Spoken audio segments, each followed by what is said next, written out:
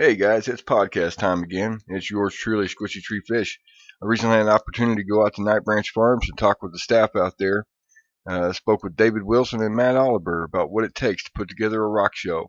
Stay tuned after the interviews for a bitch and jam session with the Nova kind. Hey, I'm sitting here talking with Matt Oliver. He is the lead engineer over here at Night Branch Farms. Let's talk about some of the challenges you're facing. You're building a stage right now. Well, the challenges with building the stage is building it all out of recycled lumber from 80-year-old timbers from a barn that fell down a year or two ago. Right, that's oak wood, right? Yes, it is solid oak. Very solid. I recall helping pull some nails at it the other day. I don't think that's going anywhere. No, it will definitely be strong and sturdy, that is for sure. It would also be heavy and dense, but... That's why you're building it in sections. Yes. It's going to make it a lot easier to move. If it was one entire piece, it would be way too heavy for just 3 or 4 people to move on and off wagons to put up for off season. Right. We just unloaded post a little earlier off of the wagon, so you got your post now. Now we got to just get that stage constructed, and we'll get some more of that done today. I believe we got most of the lumber, right? Yes, we've got all our lumber basically de-nailed. We've still got to finish chopping it up today, and finish assembling the last of the sections. There'll be 3 full sections. It'll be a total of 12 by 14, which will be just slightly larger than it was last year. The height may not be quite as high as it was the previous year, but it'll be a stage. Well, maybe between you and me, we might have had more height than we needed on those wagons. Those are pretty tall. Yeah. So maybe we'll have it just right this year. Hopefully. So you do a lot of drafting. You got I have a degree notebooks in area of engineering, graphics, and design. Drafting and detailed drawings are one of the things I really enjoy. Where'd you get your degree from? Murray State. Murray State? Yes. Well, you put it to good use, sir. Absolutely. I see you work every year. You do good work. Thank you. So, any engineering team, you would be a good addition. That's been Matt Oliver with Night Branch Farms, lead engineer. And stay tuned. I'm gonna have some other interviews planned for you and a little music for you. So, hang in there.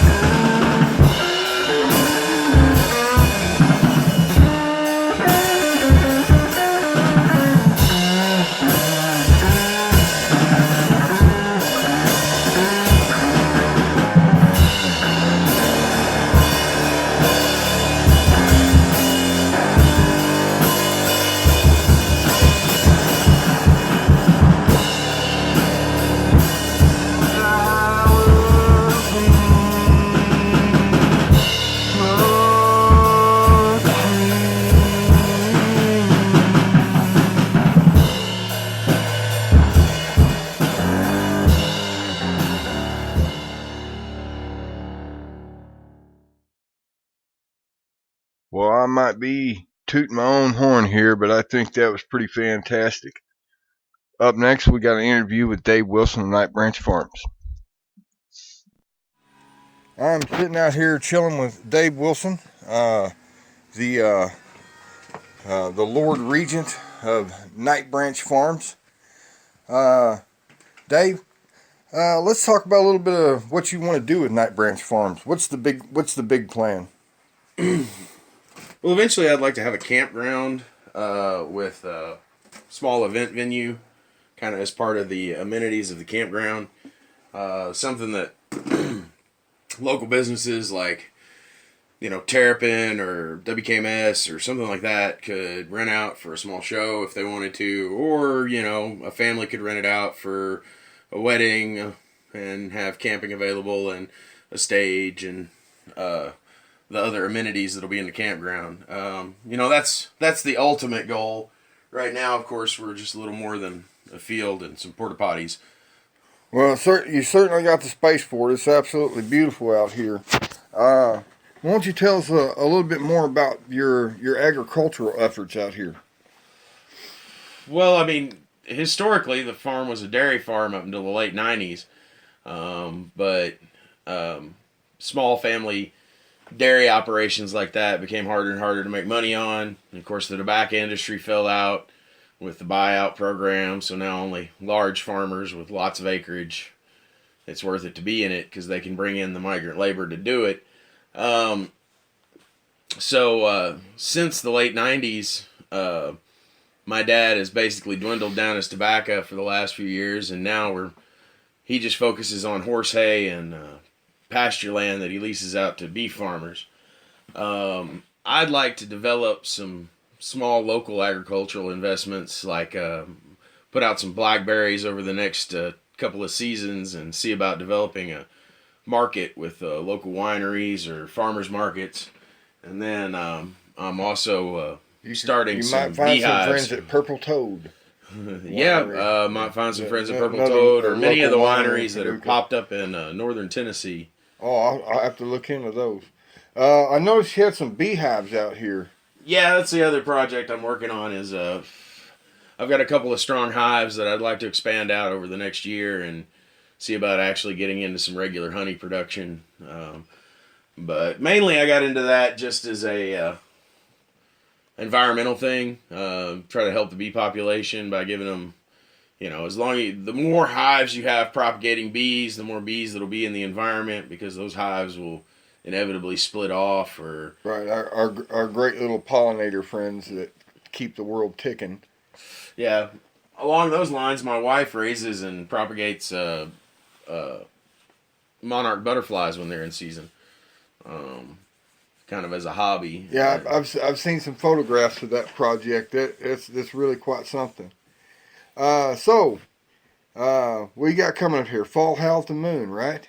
Yeah, we're gonna have several local bands out and do a little Callaway County style music festival. And, yeah, absolutely. We got Martyrs, Novocaine, Newhouse Riot, Hash Browns. Carl J. Woodall, I think, is coming. Yeah, he's a local proprietor out at Music One. I haven't quite got this confirmed yet, but there's rumored that there may be a J.H. Sitton. Yeah. So we shall see. So you heard me, Tim? And we're hoping to have a bunch of the local community show out, show us a little support. This year we're kind of just doing a couple of festivals to try to get a baseline on how much interest would be in it, and something so we know that over the next years, as we get some investment and some money put behind it, we know what amenities to build and what kind of crowds to expect. From where I sit, I feel there's an interest there. It seems like we did the first year. We had a pretty good show. In the second year, I think even more people showed up. So I expect a good turnout for fall. There's been a lot of flyers handed out. So we will see. Well, thank you for your time, Mr. Wilson. I appreciate it, and hope to see you out there. All right, you heard it. Fall Howl at the Moon. Come check out what's happening out here at Night Branch Farms. its many environmental efforts and agricultural efforts. And, welcome to Night Branch. Well, that's it for the Novakind podcast. Come back next week. I'll have more exciting interviews and original music for you. In the meantime, come check out the Novakind at Terrapin Station Saturday, October 12th. And you can come see us again out at Fall Howl at the Moon on Saturday, October 19th. There's going to be some great music out there. We got the Martyrs coming. We got the Newhouse Riot. We got the Hash Browns. We got Carl J. Woodall. So it is going to be a fantastic show. Come and join us. Make sure to bring a tent, camp with us, stay for the after party. You will have a good time. I personally guarantee it.